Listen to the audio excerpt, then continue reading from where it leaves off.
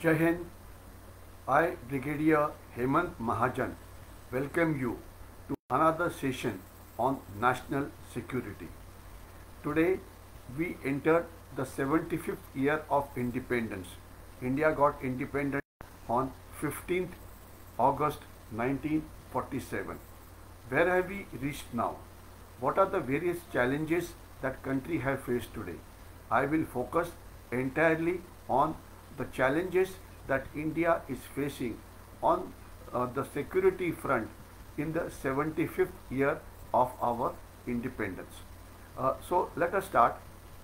Today was a day when the Prime Minister spoke to spoke to the nation from the Red Fort, and he's given a lot of important messages. Just let me take a small break because I'm not able to understand whether I'm seen by people or not. Can somebody tell me that they can see me properly? Okay, because the video of mine is not working and I'm not sure whether everybody is watching me or not. Pramod, can I request you to say that you can hear my audio and video clearly? Am I audible to all of you? Just a second.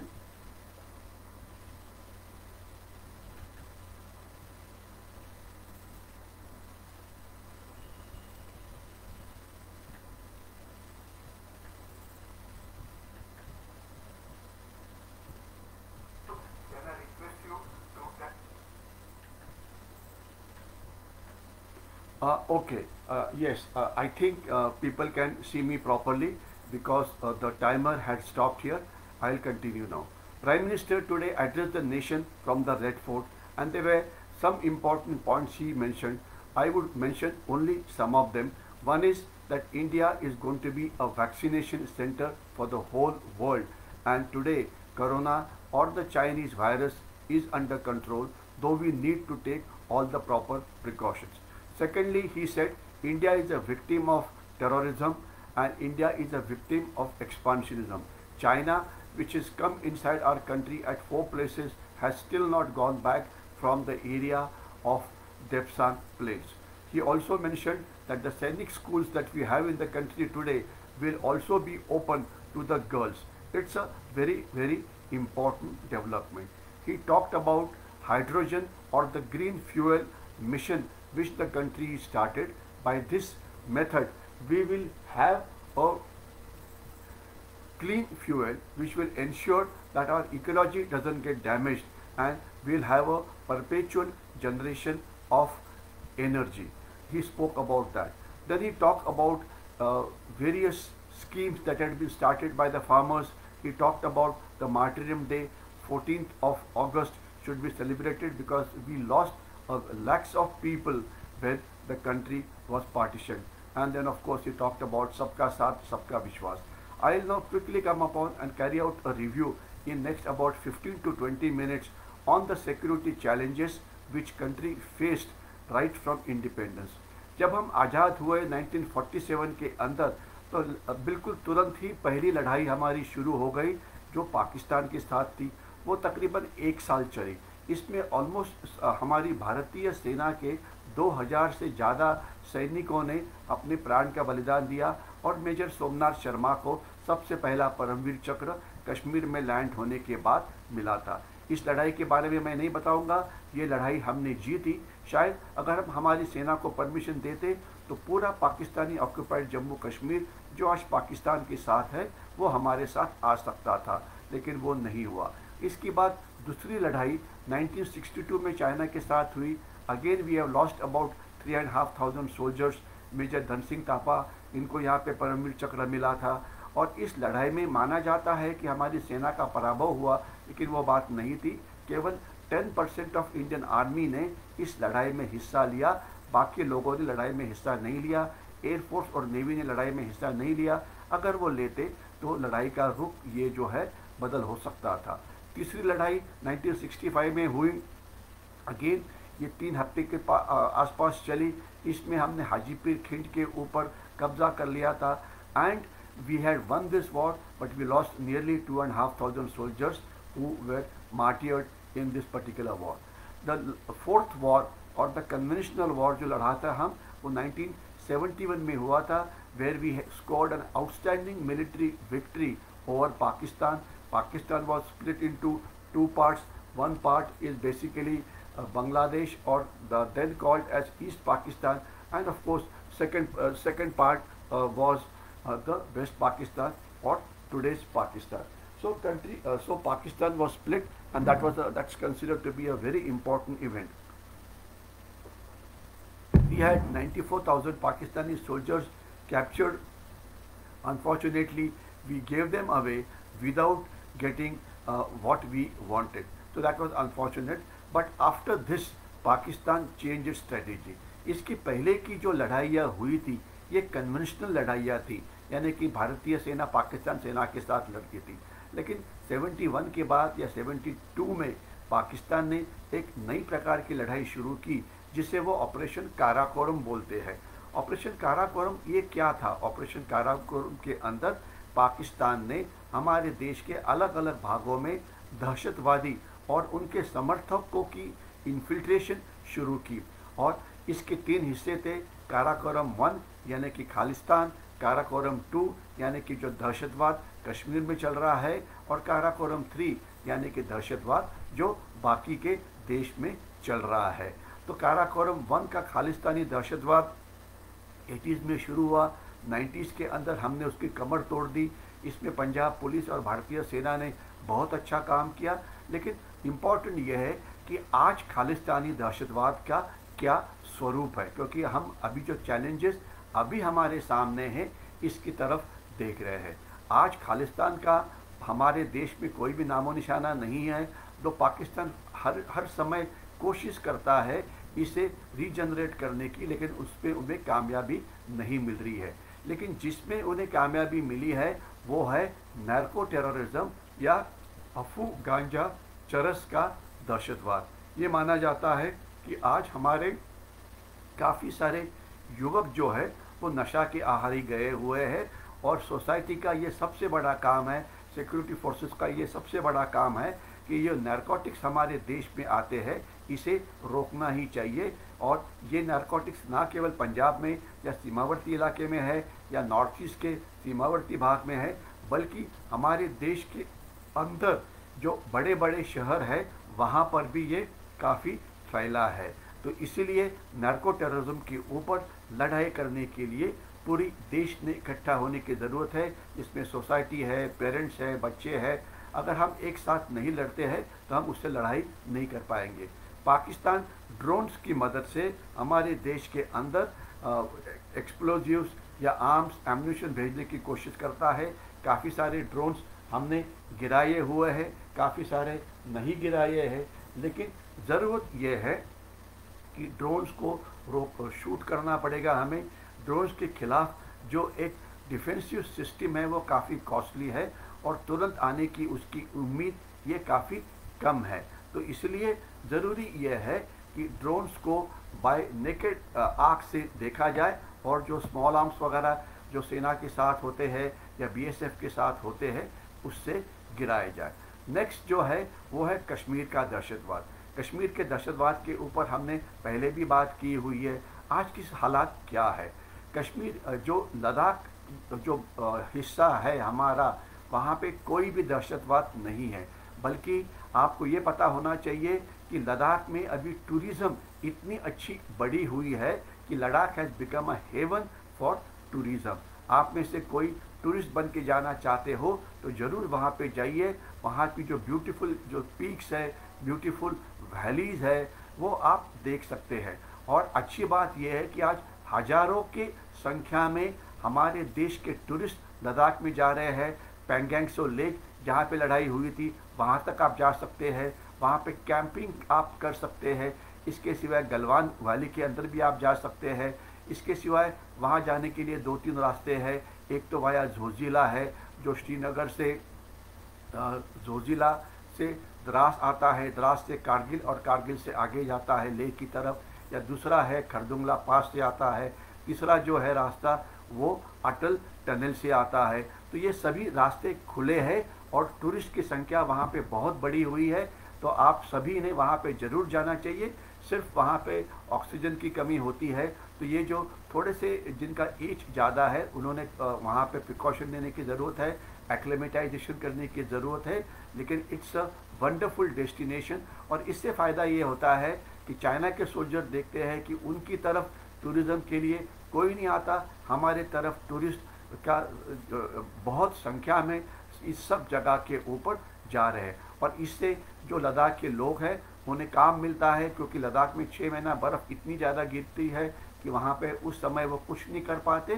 तो tourism आज लद्दाख की economy के लिए या जो border areas है इनकी economy के लिए इम्पॉर्टेंट है। तो मेरी सबसे रिक्वेस्ट है, जो भी कोई फॉरेन में किसी विजिट के लिए जाना चाहते हैं, ज़रूर हमारा जो सीमावर्ती भाग है, अरुणाचल प्रदेश का है, लद्दाख का है, उत्तराखंड का है, हिमाचल प्रदेश का है, काफ़ी सारी एरियाज़ हमारे सरकार ने खुली है, उससे वहाँ पे ज़रूर जाइए और देखिए हमारे सोल्जर्स जो है कितनी डिफ़िकल्ट जगह पे काम करते हैं। जो कश्मीर का एक भाग है जम्मू उधमपुर का एरिया, वहाँ पर भी कोई दहशतवाद नहीं है। काफ़ी बार जो दहशतवादी है किसी सॉफ्ट टारगेट यानी किसी पॉलिटिकल लीडर को मार देते हैं या किसी के ऊपर ग्रेनेड फेंकते हैं। कल परसों की बात है कि एक 4 साल की बच्ची का डेथ हो गया क्योंकि उसके घर में ग्रेनेड फेंका गया। तो ये इस प्रकार का ये वायलेंस जो छोटा मोटा है ये चलेगा, लेकिन वहाँ पे जो कोई बहुत बड़ा दहशतवाद पहले चलता था वो नहीं है, बल्कि जो दहशतवाद है वो केवल कश्मीर वैली के अंदर अभी अटका हुआ है। माना जाता है 150 से 200 वहाँ पे दहशतवादी है। लेकिन आज की सबसे खतरनाक बात यह है कि आपने अफ़गानिस्तान के बारे में काफ़ी सुना होगा, मीडिया में काफ़ी आता है। अफ़गानिस्तान में जो तालिबान है वहाँ पे एक इविल एक्सिस है तालिबान की, चाइना की और पाकिस्तान की, और अभी तकरीबन ऑलमोस्ट 75-80% अफ़गानिस्तान के ऊपर तालिबान का कब्ज़ा हुआ है। अभी तालिबान वहाँ पे कुछ करे तो उससे हमारे देश के साथ क्या संबंध है? संबंध ये है कि पाकिस्तान इनके साथ है। पाकिस्तानी सेना 35-40,000 पाकिस्तानी सोल्जर्स आज उनको लड़ाई करने में मदद कर रहे हैं, और उनकी लड़ाई चल रही है अफ़गानिस्तान की सेना के साथ और अफ़गानिस्तान के गवर्नमेंट के साथ। लेकिन अफ़गानिस्तान की सेना जो है वो लड़ने के लिए तैयार नहीं है, इसलिए बिना फाइट किए हुए काफ़ी सारा जो एरिया है वो तालिबान के पास चला गया है। और अभी जो सुबह की न्यूज़ थी इसमें ये आ रहा था कि तालिबान जो है तकरीबन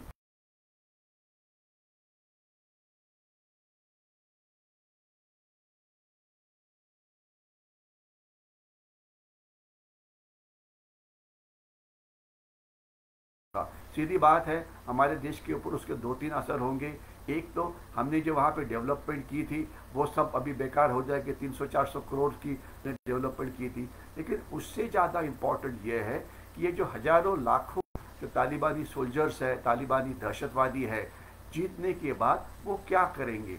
तो पाकिस्तान और चाइना उनको हमारे देश में कश्मीर की तरफ भेजने की कोशिश करेगा। इसी प्रकार का अटेम्प्ट 1980s में हुआ था, 90s में हुआ था, 2000 के अंदर भी ईयर में हुआ था।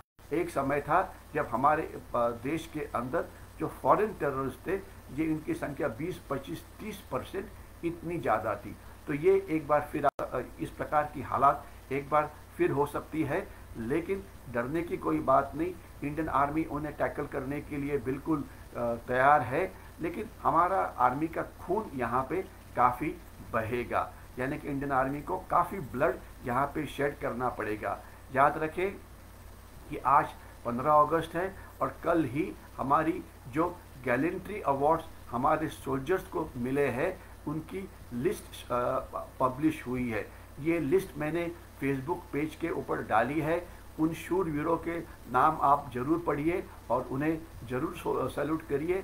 तकरीबन समरी ये है कि 6 हमारे ऑफिसर्स और जवानों को शौर्य चक्र से गौरव किया गया है, जिन्हें सेना मेडल गैलेंट्री मिला है। 50-55 के साथ उनकी संख्या है। और ये जो सभी अवार्ड्स है ये कश्मीर में दहशतवाद के खिलाफ लड़ते समय है, और कुछ 1-2 नॉर्थ ईस्ट के अंदर है और 1-2 और कहीं पे है। इसके सिवाय CRPF को काफ़ी अवार्ड्स मिले हैं, जो लड़ाई करते हैं वो नक्सलिज्म या माओस के साथ, वहाँ पे उनको कुछ अवार्ड्स मिले हुए हैं।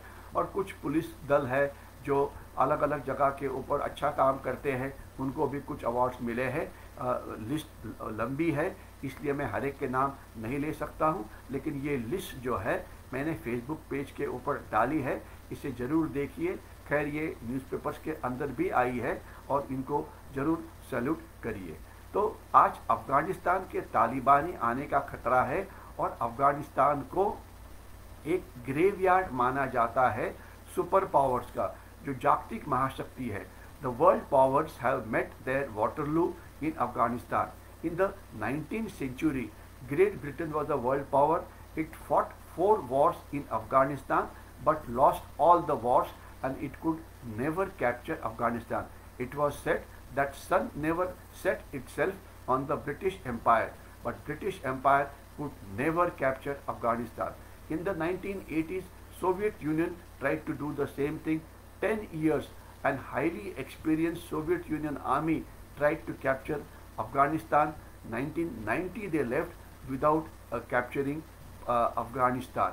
Similarly, after 9/11, USA came into Afghanistan to sort out Al-Qaeda, Taliban, etc. Today they are more or less have gone back and they have not been able to sort out the Talibanis. But the same Talibanis, when they came to Jammu and Kashmir of ours, the Indian army has knocked them out from there.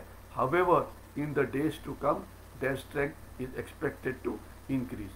So now we move to the next part, that is the K3, terrorism in rest of the country.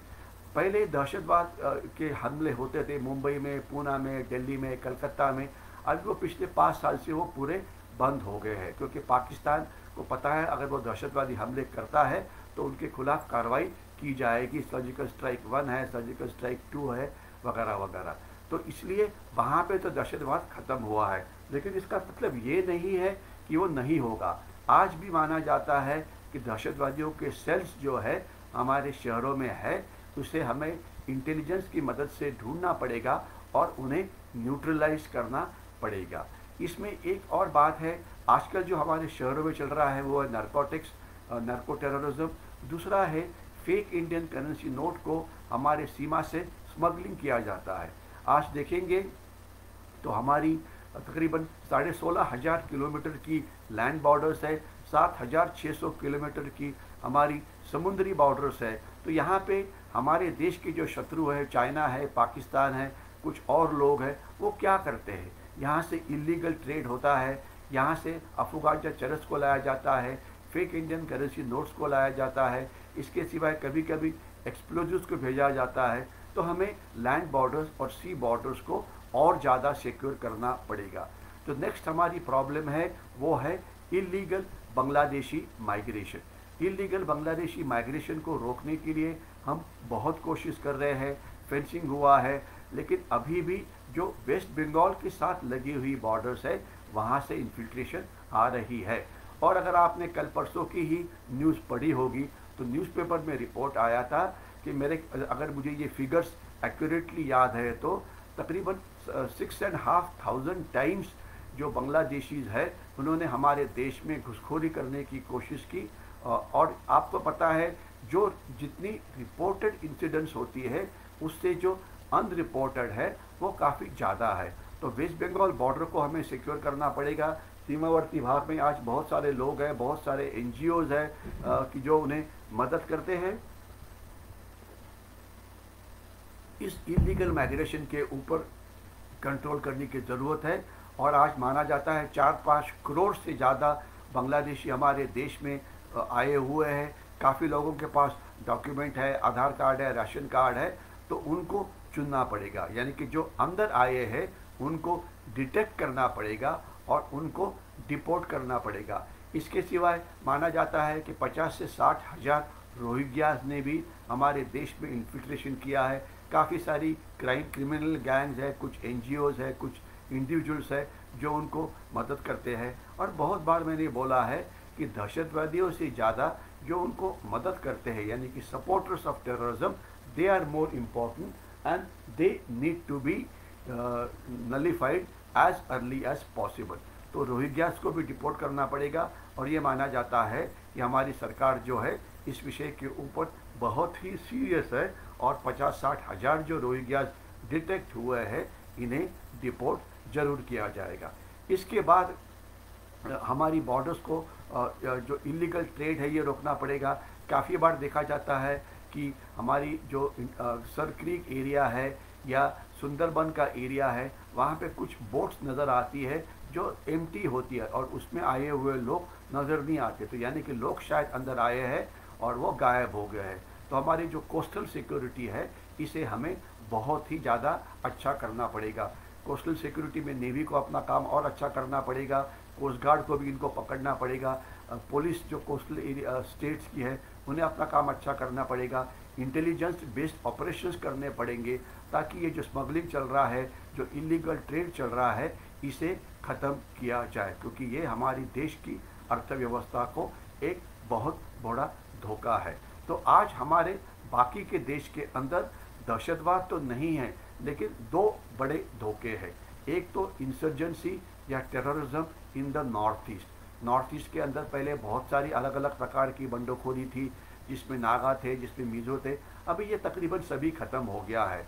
अभी जो active जो insurgency है ये बहुत ही कम है, हिंसाचार जो है ये बहुत ही कम है, लेकिन उसको पूरा ज़ीरो करना पड़ेगा ताकि नॉर्थ ईस्ट की डेवलपमेंट अच्छी हो। लेकिन चाइना अभी इसे एक बार फिर से रीएक्टिवेट करने की कोशिश कर रहा है।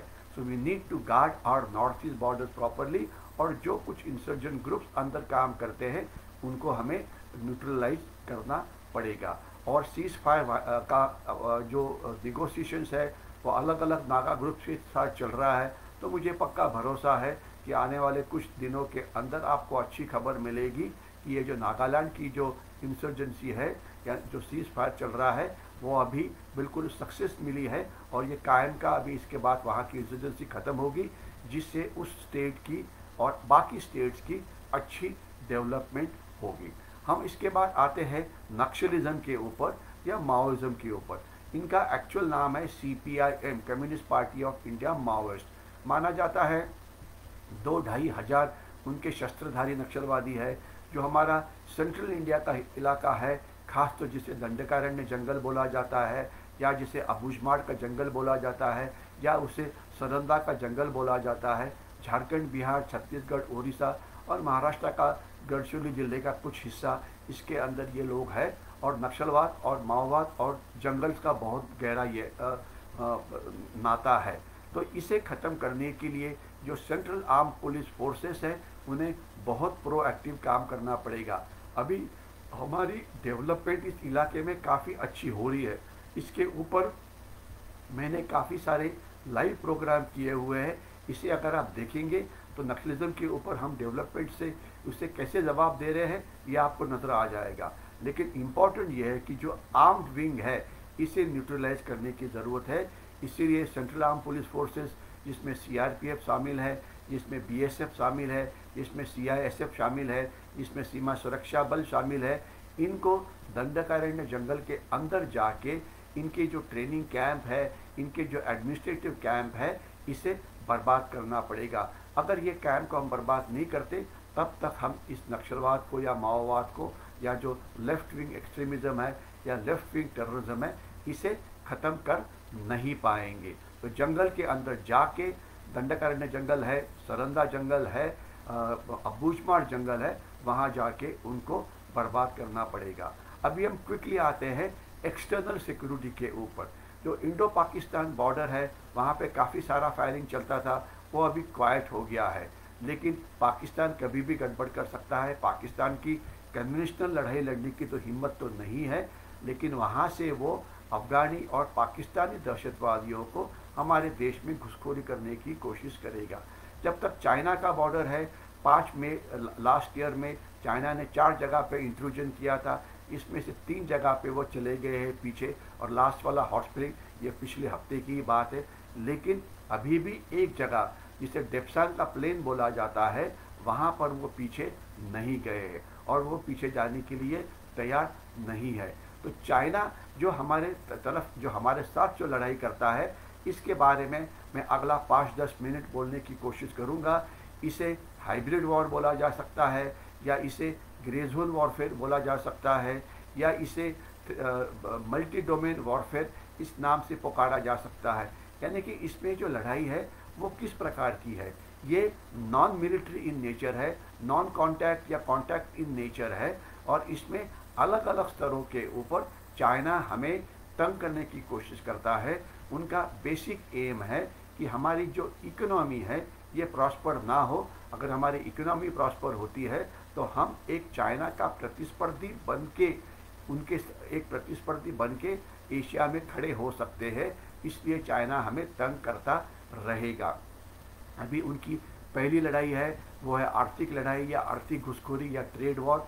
इसके ऊपर मैंने पहले बातचीत की है। हमारे कोशिश के बावजूद अभी भी हमारा चाइना के साथ, जो चाइना से हम चीज़ें इंपोर्ट करते हैं वो काफ़ी ज़्यादा है। तो हमने सभी ने एक एम हमारे सामने रखना चाहिए कि बिल्कुल चाइनीज़ गुड्स को बॉयकॉट करो, क्योंकि जब तक चाइनीज़ गुड्स को बॉयकॉट नहीं करोगे तब तक वो पैसा हमारे से कमाते रहेंगे, जिससे उनकी इकोनॉमी स्ट्रांग होगी और वो हमारे खिलाफ मिलिट्री कार्रवाई करते रहेंगे। तो चाइना की आर्थिक जो घुसखोरी है, जो ट्रेड वॉर है, इसे जीतने की ज़रूरत है, और उसका उत्तर है आत्मनिर्भर भारत और मेक इन इंडिया, जिसके बारे में आज भी हमारे प्राइम मिनिस्टर साहब ने बातचीत की है। इनोवेटिव तरीके से हमें वर्ल्ड क्लास प्रोडक्ट्स बनाने पड़ेंगे, जिससे हमें चाइना से कोई भी इस प्रकार की प्रोडक्ट लेने की ज़रूरत नहीं पड़ेगी। चाइना का जो दूसरा वॉर है वो है, जिसे बोला जाता है साइकोलॉजिकल वॉर या प्रोपेगेंडा वॉर या दुष्प्रचार युद्ध या अपप्रचार युद्ध। यानी कि वो जो उनके एजेंट्स है हमारे देश के अंदर 500-600 लोग, मैं मानता हूँ उनकी एजेंट्स है, जो हमारी मीडिया के अंदर, यानी कि प्रिंट मीडिया यानी कि न्यूज़पेपर, टीवी मीडिया यानी कि इलेक्ट्रॉनिक मीडिया या सोशल मीडिया, इसके ऊपर चाइना के बारे में बातचीत करते रहते हैं और चाइना का व्यू पॉइंट बताते रहते हैं। तो ये जो प्रोपेगेंडा वॉर है कि चाइनीज इकोनॉमी बहुत ज़्यादा स्ट्रांग है, हम चाइनीज़ के साथ लड़ नहीं सकेंगे, इससे डरने की बिल्कुल ज़रूरत नहीं है। इंडियन आर्मी ने उनको गलवान में किस प्रकार से एक थप्पड़ मारी थी ये आपको पता है, और पहली बार the Chinese shed blood on the international border. So therefore you don't have to worry about China militarily, because militarily they are simply scared of fighting the Indian army, because they are not ready to shed their blood or get their soldiers killed. So they will use all other means except physical means, except war to subdue India. तो इसके लिए हमें इस multi domain warfare के लिए तैयार होना चाहिए। तो प्रोपेगेंडा वॉरफेयर को आप बिल्कुल ये मत करो। और दूसरा, अगर सोशल मीडिया में हम सब इंफॉर्मेशन वॉरियर्स है, अगर आपके पास कोई गलत चीज़ आती है तो उसे आगे फॉरवर्ड मत करो। हमारे देश के खिलाफ कोई चीज़ बोली जाती है तो उसे फॉरवर्ड मत करो, उसे लाइक मत करो। अगर ज़्यादा ही एंटी नेशनल है तो बेस्ट ये है कि उसे सिक्योरिटी एजेंसीज के पास भेजो, ताकि वो चेक करे कि ये किसने किया है, और जो ये हमारे देश के खिलाफ कुछ उल्टी कार्रवाई कर रहे हैं उसे हम पकड़ सकते हैं। तीसरी जो वॉरफेयर है वो है साइबर वॉरफेयर। आज माना जाता है कि चाइना साइबर वॉरफेयर में हमारे खिलाफ काफ़ी ज़्यादा अटैक कर रहा है। खैर, हमें इस अटैक को जवाब देने के लिए हमें काफ़ी सारा सक्सेस मिला है और हमारा कोई ज़्यादा डैमेज नहीं हुआ है। हमारी दो संगठना है, एक है CERT cyber emergency response team, वो अच्छा काम करी है। हमारी इंफ्रास्ट्रक्चर जो प्रोटेक्ट करने के लिए हमारे पास संस्था है वो भी अच्छा काम करी है। फिर भी अगर ये जो फिगर्स मीडिया में आई थी उसके मुताबिक 4.5-5 लाख से ज़्यादा साइबर अटैक हमारे गवर्नमेंट एस्टेब्लिशमेंट के ऊपर हुए हैं। तो साइबर डिफेंसेस को और मजबूत करने की ज़रूरत है। लेकिन ज़्यादा इम्पॉर्टेंट ये है कि क्या हम चाइना के खिलाफ साइबर ऑफेंसिव लॉन्च कर सकते हैं, क्या हम चाइना के खिलाफ एक सर्जिकल स्ट्राइक या mini surgical strike cyber domain में लॉन्च कर सकते हैं। लेकिन चाइना के सोशल मीडिया में पेनिट्रेट करना यह आसान नहीं है। इस विषय के ऊपर मैंने पहले बात की थी। ये लड़ाई चालू है और इसे हमें जीतने की ज़रूरत है। इसके सिवाय चाइना और सारी काफ़ी लड़ाइयाँ लड़ रहा है, जैसे कि यूनाइटेड नेशंस के अंदर हमें अलग अलग संस्था के द्वारा हमारा नाम बदनाम करने की कोशिश करें, लेकिन अभी हमने एक बहुत बड़ी विक्ट्री यूनाइटेड नेशंस में स्कोर की है। वो ये है कि यूनाइटेड नेशंस सिक्योरिटी काउंसिल के अभी हम प्रेसिडेंट बने हुए हैं और हमारे प्राइम मिनिस्टर साहब ने यूनाइटेड नेशंस सिक्योरिटी काउंसिल को एड्रेस किया और पूरी दुनिया के लिए जो इम्पोर्टेंट दो सब्जेक्ट है, एक तो टेररिज्म और दूसरा मैरीटाइम सिक्योरिटी, उसके बारे में बात की और बाकी जो देश जो नहीं कर पाए इसे करने में हमें कामयाबी मिली और पूरी दुनिया के देशों ने एक साथ इस रेजोल्यूशन को पास किया है। तो ये जो चाइना हमारे साथ लड़ाई करता है यूनाइटेड नेशंस के अंदर, वहाँ पे हमें उनके खिलाफ लड़ना पड़ेगा। इसके सिवाय चाइना नेबरिंग कंट्रीज में आता है और हमारे खिलाफ कार्रवाई करता है, लेकिन अच्छी बात ये हुई है कि अभी अभी नेपाल में ओली सरकार जो थी वो बदली हो गई है। वहाँ पे जो फिलहाल की जो सरकार आई है, देबुआ सरकार, ये हमारे साथ है। तो इस प्रकार से ये जो चाइनीज़ इनरोड्स हमारे नेबरहुड में है, या वो श्रीलंका में है, या वो म्यांमार में है, या नेपाल में है, तो इसे काउंटर उनको करने की बहुत ही ज़रूरत है। एक्चुअली ये सब्जेक्ट काफ़ी बड़ा है। चाइनीज़ की जो मल्टी डोमेन वॉर है ये अलग अलग स्तरों पे लड़ी जाती है। चाइना का वाटर वॉर, क्या चाइना ब्रह्मपुत्रा का पानी हमारे से छीन लेगा, इसके ऊपर बातचीत हम आगे आने वाले सेशन में ज़रूर करेंगे। क्या चाइना जो क्राइम सिंडिकेट्स है उनका मदद लेते हुए हमारे देश पे गड़बड़ करने की कोशिश करेगा। ये काफ़ी सारे सब्जेक्ट है, लेकिन इसके बारे में अभी बातचीत करने के लिए समय नहीं है, समय अभी ख़त्म हो रहा है। तो मैं अभी इतना ही बोलना चाहूँगा कि ये जो मल्टी डोमेन वॉरफेयर है, या ग्रे जोन वॉरफेयर है, या अनकन्वेंशनल वॉरफेयर है, या अनरिस्ट्रिक्टेड वॉरफेयर है, इन सभी के अंदर हम सोल्जर्स हैं। हर एक आदमी ने, हर एक हमारे देश के नागरिक ने ये पूछना चाहिए कि मैं देश के लिए क्या कर सकता हूँ। जिस भी फील्ड में आप काम कर रहे हैं, इस फील्ड में आप वर्ल्ड क्लास बनिए, ताकि हमारा देश एक वर्ल्ड क्लास बन के आपके सामने आगे आ जाए। ये एक बहुत ही इम्पोर्टेंट चीज़ है।